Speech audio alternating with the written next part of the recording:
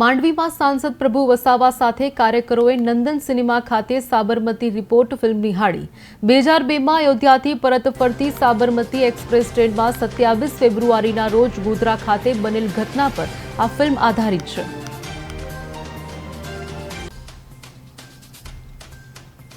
2002માં અયોધ્યાથી પરત ફરતી Sabarmati express train Godhra ખાતે જે બનાવ બન્યો અને આ 27 ફેબ્રુઆરીએ આ બનાવની સાચી હકીકત દેશ સમક્ષ આવે એના માટે સત્ય ઘટના સાથે આ ઘટના આધારિત બનાવેલી ફિલ્મ ધ સાબરમતી એક્સપ્રેસ આજે માંડવીના નગરજનોને બતાવવા માટે નંદન સિનેમામાં આયોજન કરવામાં આવ્યું અને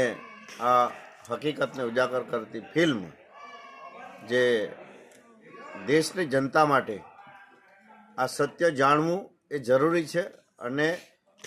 એના માટે આ ફિલ્મનો આજે જોવા માટેનો કાર્યક્રમ માંડવી ખાતે રાખવામાં આવેલ હતો।